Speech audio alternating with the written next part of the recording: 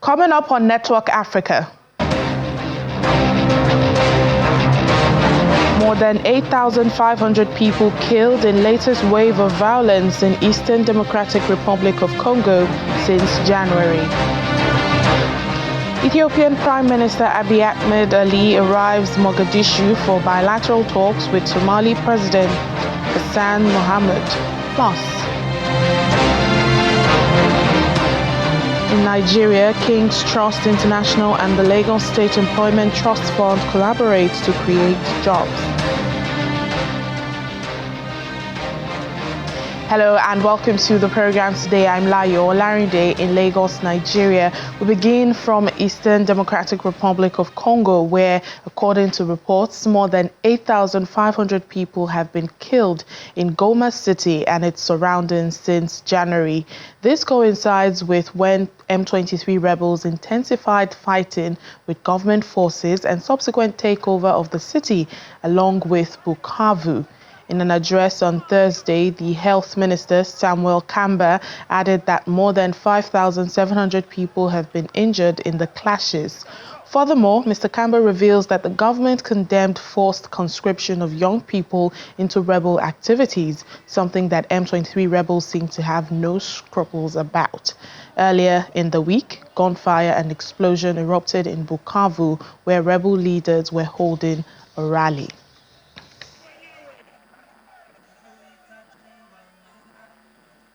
In Kinshasa, the DRC capital, the UN, its partners and the Congolese government have come together to launch a humanitarian response plan for 2025. Speaking to reporters, UN spokesperson Stephen Dujarric noted that for years, the DRC has faced a complex humanitarian crisis, driven mainly by conflict, natural disasters and epidemics. The humanitarian coordinator in the country, Bruno Lemarquis, warns that all humanitarian markers are red and it is critical to add aid measures to the crisis dynamic. Last year, humanitarian partners mobilized a record amount of $1.3 billion. This year, they're asking for more. Also in Kinshasa, we, along with our partners and the Congolese government, jointly launched the 2025 Humanitarian Response Plan.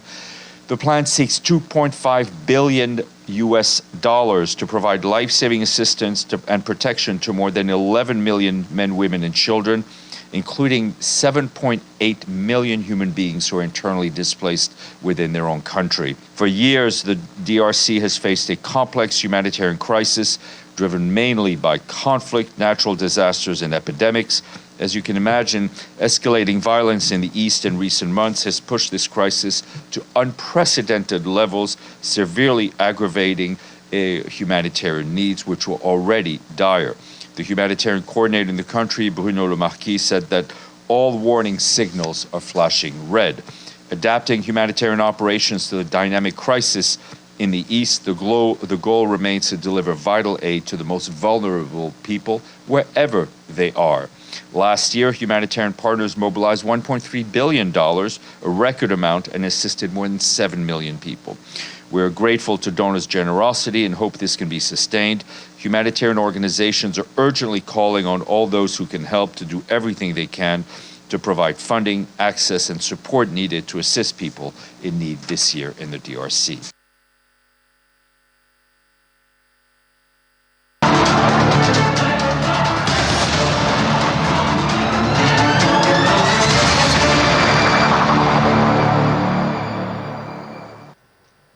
The United Nations High Commissioner for Human Rights, Volker Turk, has called on member states to act with urgency towards a ceasefire in Sudan. While presenting his annual report, the commissioner maintained that the war in Sudan has generated the world's largest humanitarian catastrophe.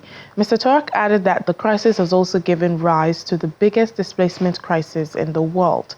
This report details horrific scope of violations and abuses committed in Sudan up to late last year and also underscores the need for accountability. It says the parties to the conflict committed acts, some of which may constitute war crimes and other atrocity crimes.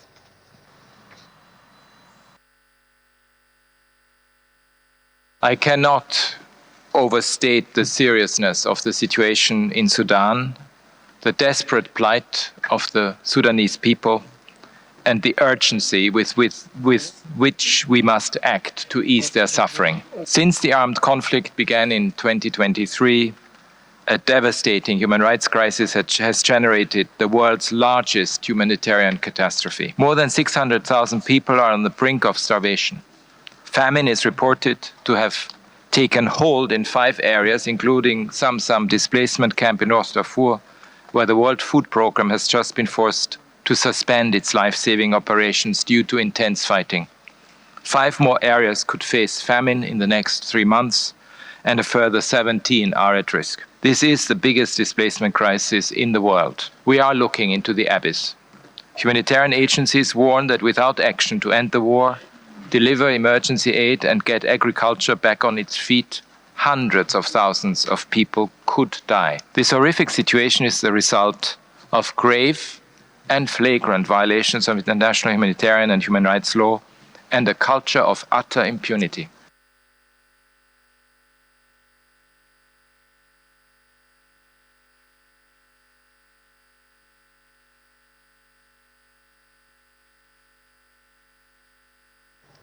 As the war in Sudan approaches the second year, the UN Secretary General's personal envoy for the country is also emphasizing the need to redouble and coordinate efforts towards a peace agreement that respects national sovereignty, independence and territorial integrity. In an exclusive interview, Ramtane Lamra stressed that the Sudanese people are sovereign and have the final say in their future. Famine has been confirmed in 10 locations and another 17 are on the brink, while more than 12 million people have fled to safety, whether elsewhere in the country or across the border. First and foremost, the responsibility to bring peace to Sudan is the responsibility of the Sudanese people themselves.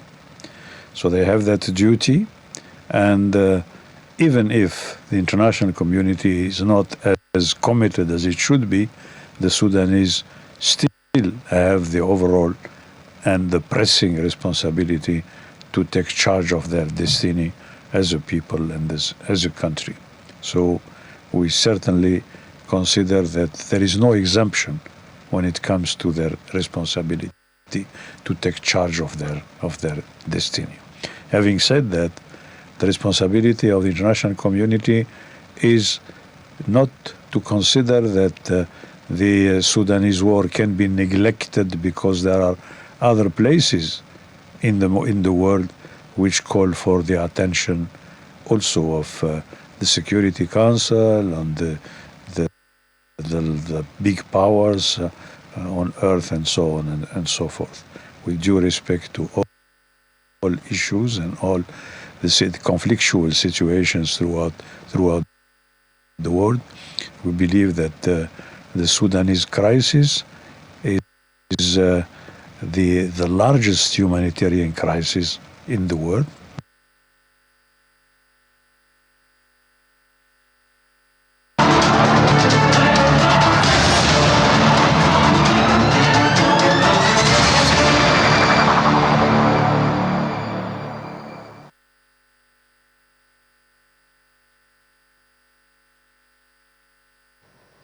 Ethiopian Prime Minister Abiy Ahmed has arrived in Mogadishu for talks with Somalia's President Hassan Sheikh Mohamud. Abiy Ahmed spoke in a social media post of a warm and brotherly welcome by President Mohamud. According to him, both leaders held extensive discussions on a range of areas, including peace and security, economy, diplomacy, and potential to build joint infrastructure. He decried the situation in which Africa struggles to feed itself in spite of its rich resources, such as fertile lands and fresh waters, saying with collaboration that can be a thing of the past as countries shun isolation on the continent in favor of growing together. President Hassan Mohamud said both countries have signed an agreement based on peace and cooperation regarding Somaliland. And Somaliland is the region that's a breakaway area of Somalia, which has pursued ties with Ethiopia.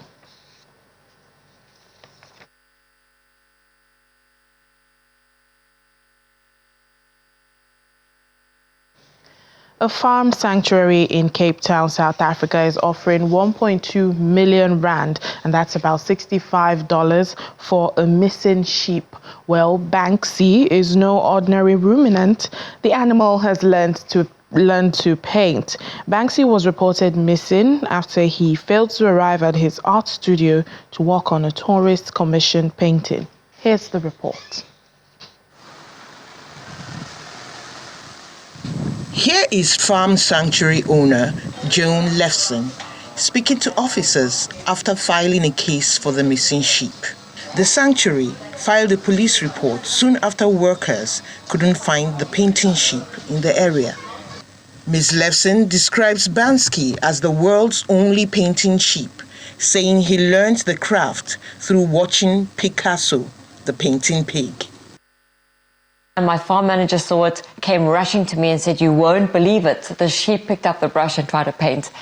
I didn't believe him at first, and then basically I gave it some thought, and a few months later I was like, I'm going to check to see what this story was about. And lo and behold, I gave him a brush, and sure enough, he knew the basics of painting, and I figured out that he must have learned to watch. He must have learned to paint through watching Picasso paint. In just 2.5 months, Banksy already has many works to his name.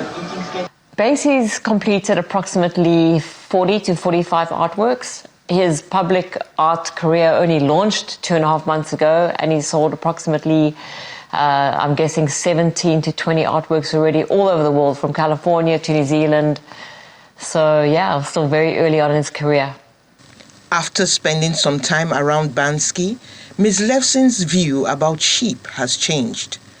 What's been amazing about watching Banksy paint is I've realized how intelligent sheep are. I think in culture we always told sheep are stupid, but they are really not stupid. It's been incredible watching Banksy from the moment he walked into the sanctuary to becoming this wonderful artist. He's got his own character. He loves to please. He loves to paint. He likes certain foods. He doesn't like other foods. He's got his best mates at the sanctuary. Some of the sheep are hang out with other animals. It's really been amazing for me to see, and it's really opened my eyes to the intelligence and creativity of sheep. Initial reports showed that there were no signs of a break-in at the sanctuary, as police suspect the animal must have wandered off the area. The same sanctuary houses the famous painting pig named Picasso, whose artworks have raised over 18 million rand for animal welfare.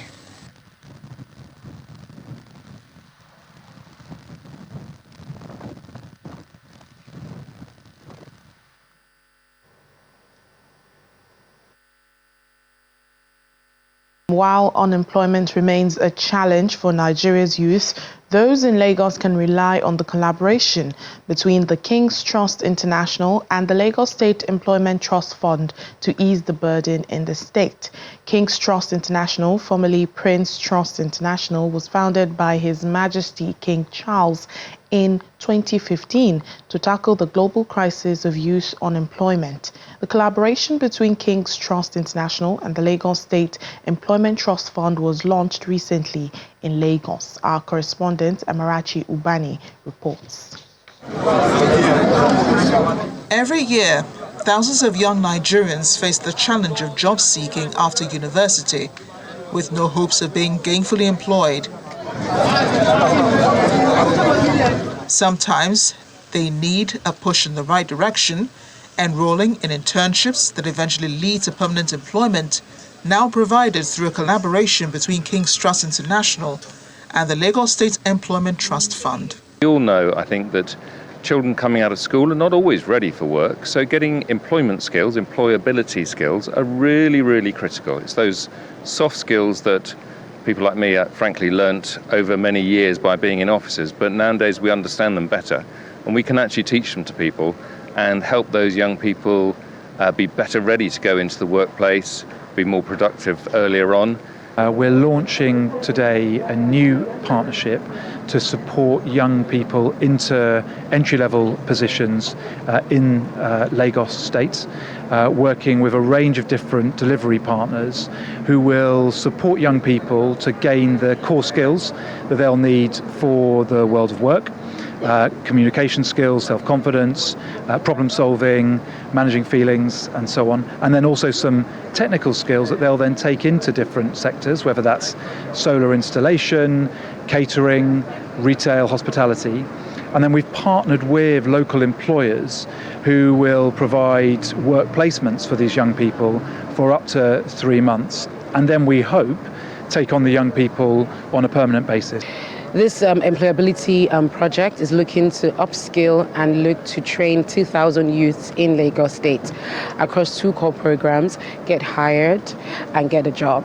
And the whole idea is just to make sure that no one in Lagos State is left behind. Provided you are willing to learn, you're willing to upskill, this is an opportunity for you to plug in.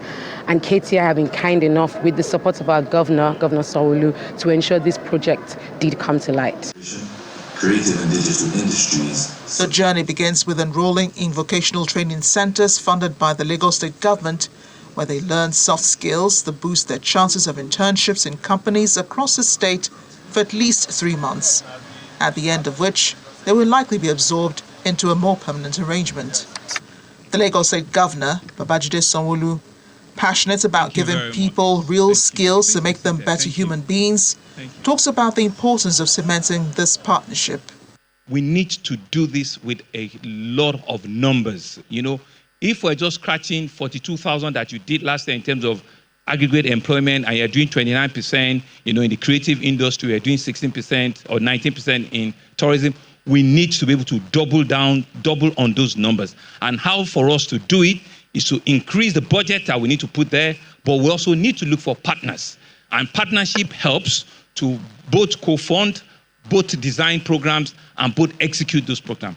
And that's why we're so excited with the King's Trusts, you know, as a winning partner, as people that have also done this in various other jurisdictions, so they can look at us in the face and say that these are the skills we bring forward. These are the knowledge that we bring forward. These are the experiences that we've shared in other places that can help Lagos State Employment Trust Fund and help, you know, all of the young people in Lagos to do it. And so you can see that we're not just here for photo ops, we're here for real big business. Only about 2,000 young people will be beneficiaries of the program for now, and young people are encouraged to take advantage of this innovative opportunity.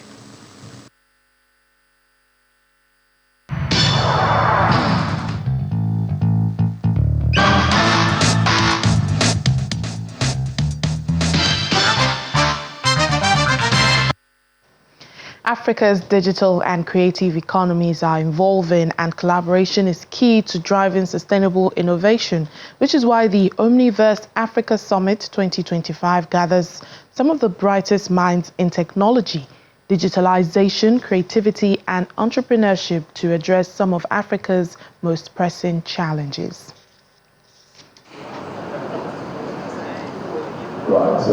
Africa's digital future is unfolding, and part of the ongoing efforts driving this transformation is the Omniverse Summit, designed to empower tech entrepreneurs, business leaders, policymakers, and creatives to thrive in the digital landscape. Building on the conversations from 2024, this year's theme, Unified by Vision, Empowered by Collaboration, highlights the importance of working together to unlock new opportunities and drive sustainable innovation. The co-convener describes the summit as more than just a conference, but a movement that's redefining what's possible for Africa. The Omniverse was born from a shared belief that Africa is not just a consumer, but a global powerhouse of digital creativity, ingenuity, and innovation. But as the Commissioner for Innovation, Science and Technology in Lagos State points out, vision alone is not enough. The true impact comes from active participation and collaboration across sectors. The theme speaks to the very essence of progress. Every great transformation begins with a vision, an idea of what is possible, and a dream of a better future. However, vision alone is not enough. It must be nurtured, refined, and most importantly, executed. The summit also shines light on global partnerships and how they can help foster local innovation with a global impact. For this collaboration, innovation, and the exchange of ideas on technology transformative roles in African culture, Nigeria still remains committed to advancing technological development, bridging gaps in digital infrastructure, and empowering our youth through skill acquisition and technology-driven initiatives. One of the highlights is the keynote speech by the Consul General of Germany, which focuses on harnessing local innovation for global transformation. Local innovation is the lifeblood, of economic growth and societal advancement. It is through the ingenuity and determination of local entrepreneurs that we see the development of solutions tailored to the unique circumstances of their communities. With thought-provoking panel discussions and conversations shaping policy across industries, the summit sets the stage for Africa's next phase of digital growth. That's what innovation does.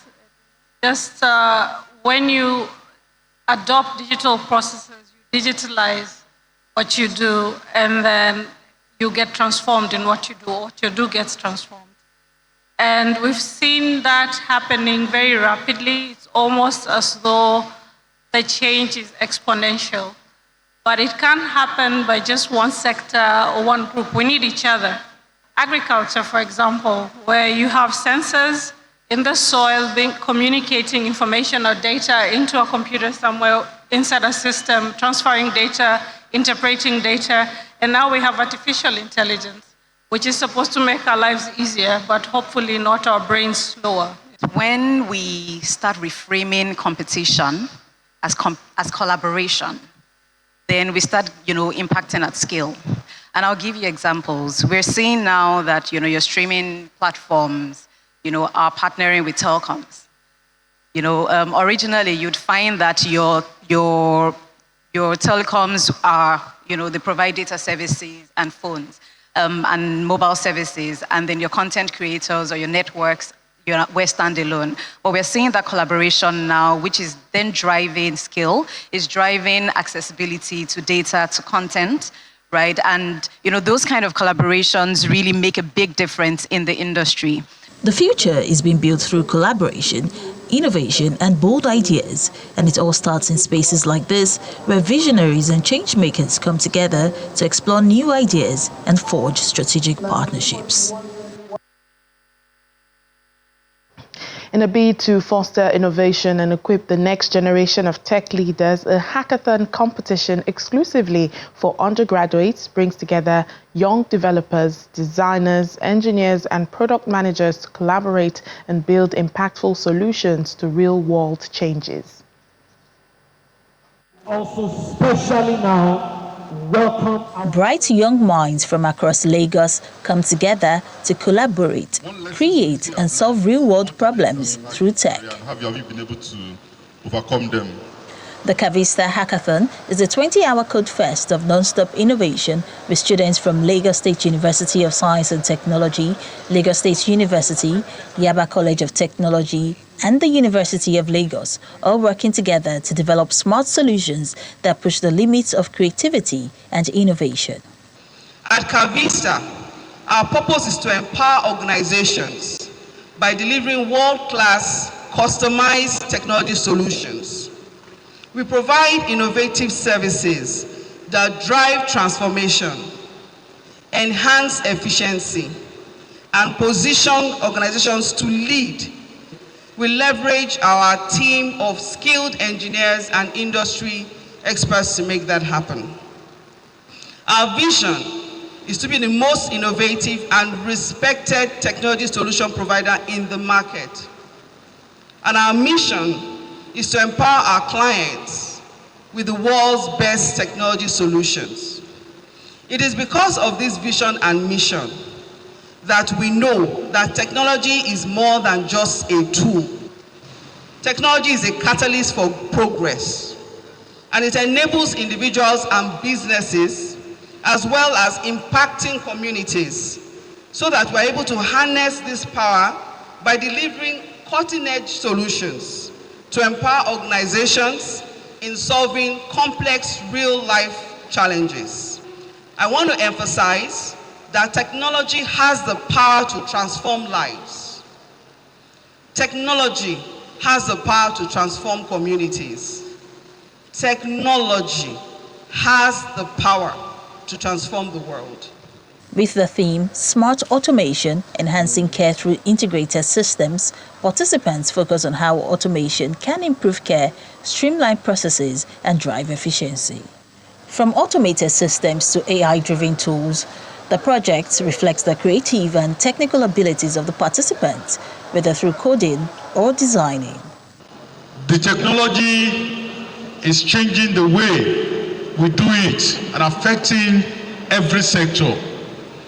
If you don't know what is happening to you today, go to health sector, governance, education, security. Automation has become the key driver in the involvement of efficient quality of service.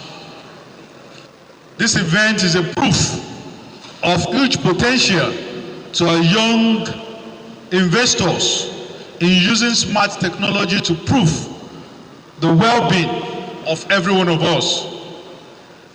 Everywhere I go, I always prove I'm a proud Nigerian.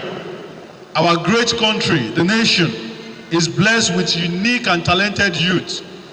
I encourage you all to embrace this challenge with passion, innovations, and a vision for impact. The hackathon brings together a diverse community of developers, designers, entrepreneurs, and visionaries, all passionate about leveraging technology to tackle real-world challenges.